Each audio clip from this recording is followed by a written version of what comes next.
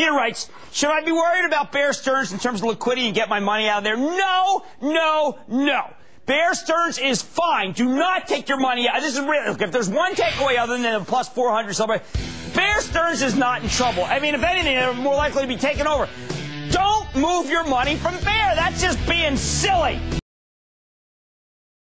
Fabes with a special first on CNBC guest. Thanks, Mark. That's right. It's been a hard week for shares of Bear Stearns as the firm has been buffeted by constant rumors of a looming liquidity problem. Bear maintains that its balance sheet, capital positions, all strong. The stock, which rallied yesterday, still down 17% over the last 5 trading sessions. Joining me now first on CNBC is Alan Schwartz. He is Bear Stearns' president and CEO. Mr. Schwartz, thanks so much for being here this morning. Good morning, David. Good morning. Let me start off with this broad idea that's been in the market now for a few days and pressuring your stock, namely that counterparty risk is something, new counterparty risk is something that a number of firms on Wall Street no longer want to take in terms of dealing with Bear Stearns. Is that true? No, it's not true. There's been a lot of volatility in the market, a lot of disruption in the market, and that's causing some pressure administratively on getting some trades settled out, but we're working hard getting that done. We're in a constant dialogue with all of the major dealers and the counterparties in the street, and we are not being made aware of anybody who is not taking our credit as a counterparty. All right, so when I'm told by a hedge fund that I know well that last night they tried to close out a mortgage, a credit protection mortgage position with Goldman Sachs that they had bought a year ago, Bear was the low bid, and I'm told that Goldman would not accept the counterparty risk of Bear Stearns. You're saying you're not aware that that would be the case? I'm not aware, and on a specific trade from one counterparty to another, and where you're a third party, we have direct dealings with all of these institutions, and we have active markets going with each one, and our counterparty risk has not been a problem. Why is all this out there to begin with? I mean, what do you think is causing these rumors? The stock yesterday recovered after being down as much as 11%, but as I said, it has been quite weak.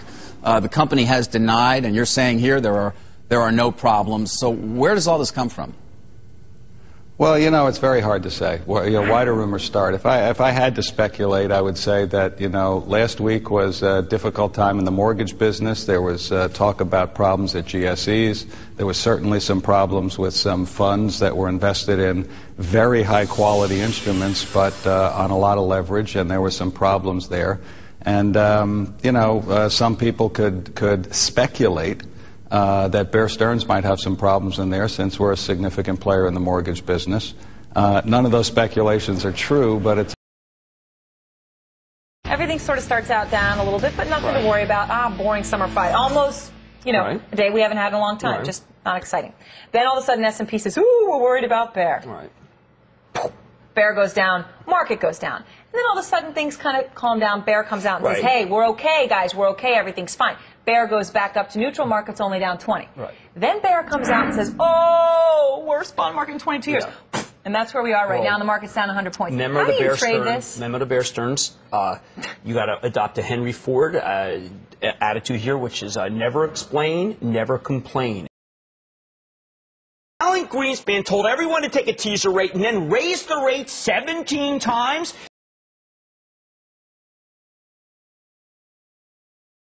Open the darn Fed window. He has no idea how bad it is out there. He has no idea. He has no idea. Kramer. I have talked to the heads of almost every single one of these firms in the last 72 hours, and he has no idea what it's like out there. None! And Bill Poole has no idea what it's like out there.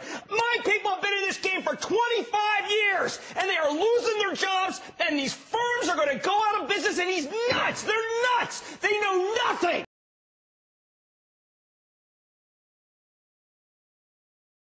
This is a different kind of market, and the Fed is asleep.